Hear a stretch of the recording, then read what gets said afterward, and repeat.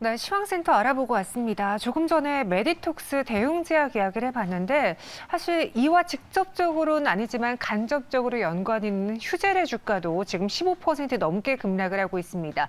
메디톡스가 대웅제약을 향한 보톡스 전쟁에서 승소를 하자 이제 다른 기업 또 휴젤과의 소송 과정에서도 메디톡스가 승소하지 않을까라는 전망에 오늘 휴젤의 주가가 급락하고 있는 것으로 보여집니다. 왜 대웅제약 관련 이슈인데 휴젤이 급락할까? 궁금하셨던 분들 계실 것 같은데요. 저희가 시간이 된다면 이 종목도 좀 이야기 나눠보겠고요. 오늘의 마감은 두 분과 함께 살펴보겠습니다. 윤혜림 대표, 백대윤 FA 나왔어요. 어서 오세요. 안녕하세요. 안녕하십니까. 빠르게 세 종목부터 보죠. 현대백화점입니다. 지주사 전환 불발 소식이 나왔어요. 현재 주가에서는 큰 변동이 없는데 앞으로 무엇이 궁금한지 두 분에게 긍정적인 의견일지 부정적일지 한번 여쭤보겠습니다. 상승에 대해서 OX 좀 나뉘어졌는데 백대윤 FA는 일단 현대백화점이 상승 가능성이 있어 보인다라고 했어요. 네. 이게 소비 위축이라는 가장 큰 악재가 있는데 그 안에서도 명품 시장 굳건하고 이거 어떻게 봐야 될까요? 네, 맞습니다. 사실 소비 위축이라고 하긴 하지만 이제 소비가 저는 좀 양극화되어 있다라고 조금 생각을 하거든요. 그래서 비쌀수록 더 많이 팔리고 중간재는 조금 안 팔리고 그다음에 가격이 조금 싼 거는 더 많이 팔리는 이런 양극이 조금 더 심해질 거라고 저는 예상을 하고 있습니다. 그래서 오늘 조금 이슈를 먼저 살펴보게 되면은 이제 인적 분할 안건이 부결이 되었습니다. 그래서 약 1.7% 차이로 이제 지주회사 설립이 조금 무산이 되었는데 어제 이 이슈가 이제 다시 재추진하지 않겠다라는 의사표명을 하면서 이제는 이제 이 이슈가 아니라 이제 본업이 과연 좀 잘 되고 있는지를 좀 살펴봐야 될 것 같습니다. 그래서 2022년도 4분기 지금 매출액은 한 1조 5천억 원 정도, 그다음 영업이익은 963억 원 정도로 지금 예상이 되고 있고요. 이는 전년 동기 대비해서 40%, 2.2% 상승할 것이라고 견조한 흐름을 지금 보일 것이라고 예상이 되고 있습니다. 그래서 지금 뭐 컨센서스 대비해서 영업이익은 조금 하락할 거라고 예상을 하고 있긴 하지만 현재 이제 그 이유가 면세점 매출 부분이 조금 부진할 것이라는 의견으로 인해서 나타나고 있다라고 하고요. 그럼에도 불구하고 지금 오늘로써 이제 중국인 코로나 비자 발급이 풀리게 되면서 중국인들에 대한 이제 관광객이 좀 증가를 할 것이고 거기에 따라서 매출액도 면세점도 증가할 것이라고 예상이 되고 있습니다.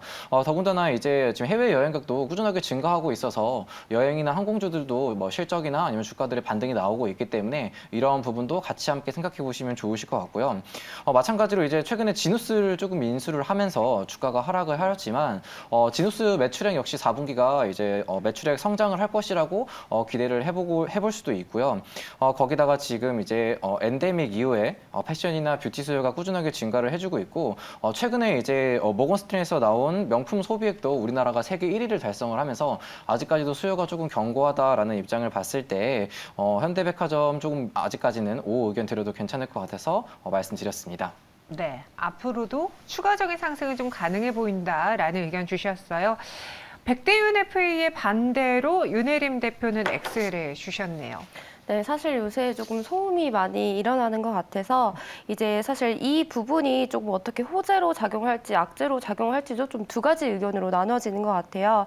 그래서 이제 현대백화점 같은 경우는 이제 그간 주주 환원에 있어서 굉장히 인색하다는 평가를 조금 받았었는데 이제 만약에 이렇게 지주사 전환을 하게 된다면 이제 주주 환원 정책을 펼치면서 이제 주가의 긍정적인 요소가 될 수 있겠다라는 의견이 있는 반면에 또 이렇게 이제 대주주의 지배력이 강화된 뒤에 자사주를 매입해서 소각을 한다면 이제 일반 주주들이 보유한 주식 가치 희석이 나타나는 점도 좀 같이 지적하는 점도 같이 나타났습니다.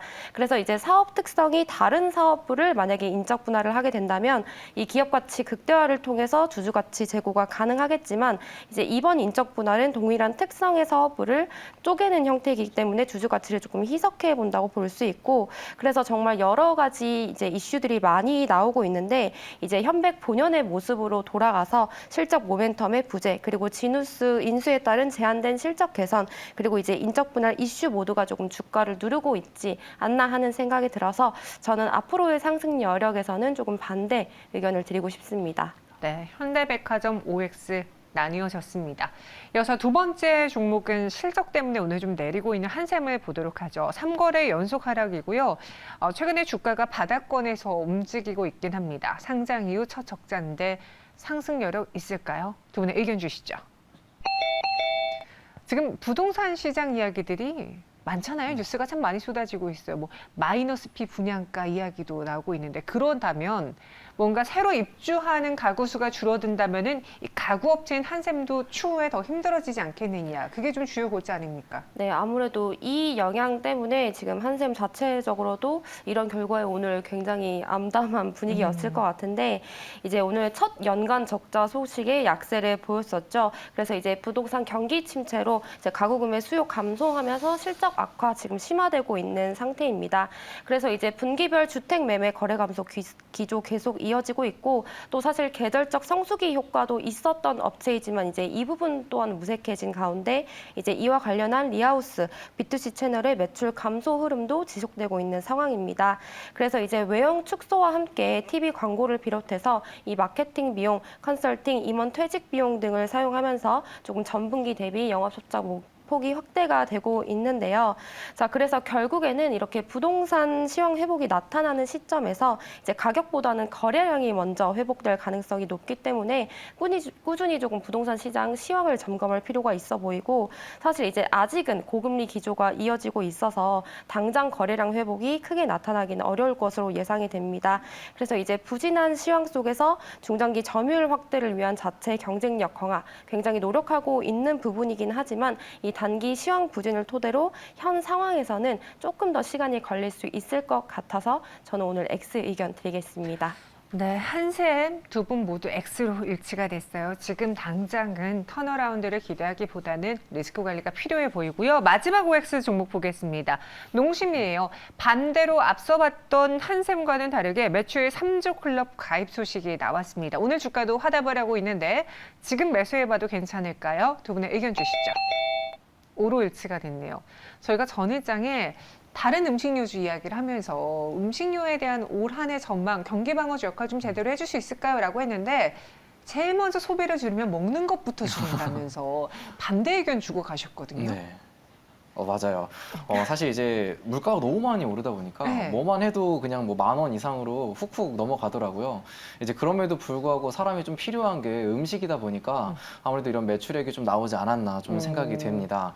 그래서 일단은 지금 농심이 3조 클럽에 합류를 했습니다. 그래서 매출이 3조 1천억 원 정도로 집계가 됐었고 전년 동기 대비해서 17%가 증가했고요. 영업이익은 1,121억 원으로 한 5%가 증가를 해서 3조 클럽 달성을 했습니다. 아무래도 이제 우크라이나 전쟁 이후에 곡물 가격이 조금 급등을 하면서 농심 또한 이제 지난해 11월에 라면 가격을 한 11% 정도 인상을 하였습니다.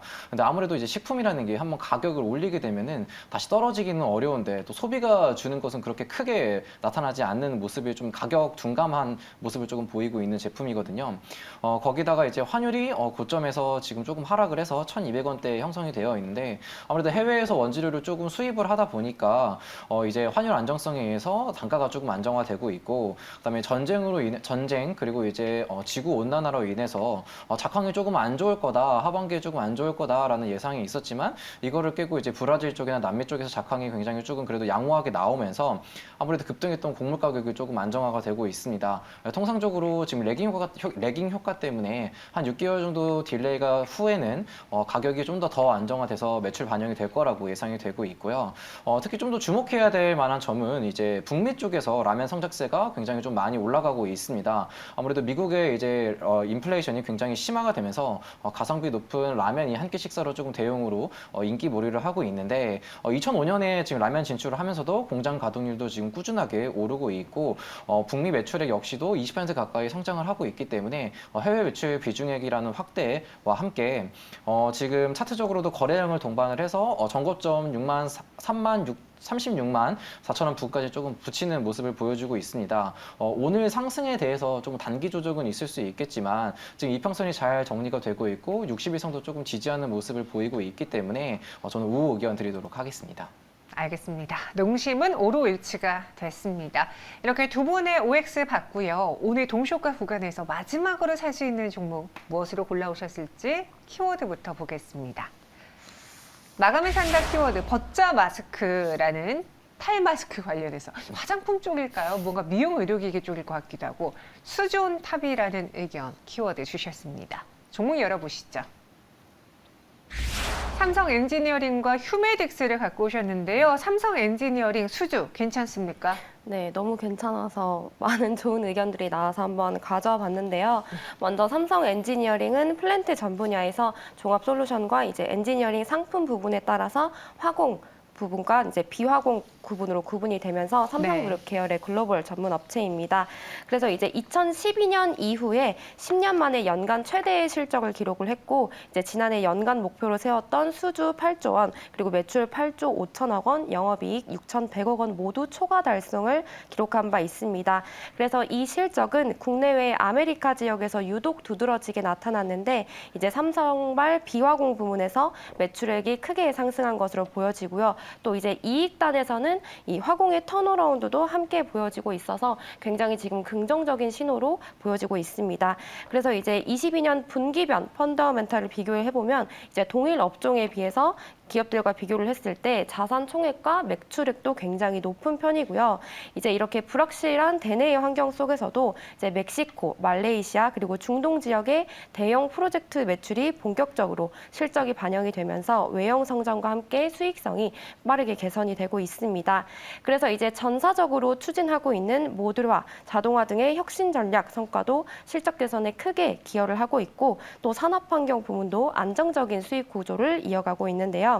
이제 23년에 신규 수주 및 매출액 목표가 각각 12조 원 그리고 10.5조 원입니다. 그래서 수주 목표를 역대급 수준으로 편성을 하면서 이 10조 원대의 외형 안착 계획을 하고 있는데요. 이제 인력 캐파도 그에 맞게 6,000명에서 6,800명으로 늘어날 전망이라 수주 캐파 충분한 상황이라고 말씀을 드리고 싶습니다. 그래서 이제 현재 글로벌 발주 환경이 상당히 우호적이다 보니까 이제 유가만 괜찮게 버텨준다면 중동발 수주 확대 가능성도 더 높아질 것으로 좀 예측을 하고 있고요. 이제 내년부터는 수소 및 이산화탄소 등 그린 프로젝트가 추가로 더해질 예정입니다. 자, 그래서 전체적으로 회사의 성장 방향성이 뚜렷 하고 그리고 재무적으로도 매우 양호하기 때문에 전반적으로 안정적이라고 할 수 있어서 오늘 가져와 봤고요. 이제 매수가 종가 추천드리고 목표 주가 27,500원 그리고 손절가 25,000원 제시해드리겠습니다. 삼성 엔지니어링의 수주 소식 그 기대에 목표 주가 27,500원으로 보고요. 손절가 25,000원 잡아보겠습니다. 이번에는 마스크와 관련해서 휴메딕스를 갖고 오셨는데요. 현구간 휴메딕스의 가장 큰 강점, 장점 무엇인가요? 네, 아무래도 지금 마스크 규제도 조금 풀리고 날씨도 조금 풀리고 있잖아요. 아무래도 이제 사람들의 관심이 이제 다시 한번 미용으로 조금 쏠리지 않을까라는 생각이 듭니다. 그래서 뭐 미용에 대한 관심은 남녀노소를 불구하고 꾸준하게 지금 증가를 하고 있는 추세이면서 또 이제 K뷰티가 글로벌로 조금 확산이 되고 있는 와중에 지금 또 오늘자로 중국인 단기 비자 발급이 해제가 되었습니다. 그래서 지금 현재는 뭐 항공, 여행, 뭐 카지노주 쪽으로 조금 이제 지금 피부 미용 쪽이 좀 약간 소외가 되고 있지만 다시 한번 순환매 사이클에서 피부 미용 쪽도 조금 더 관심을 올 것이라고 저는 예상이 되고 있고요.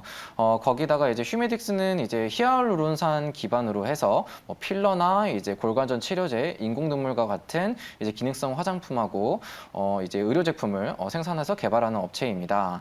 좀 주목해야 될 부분은 이제 매출액의 한 이제 40%를 차지하는 부분이 이제 필러와 점안제의 상승을 조금 더 눈여겨 보시면 좋을 것 같은데.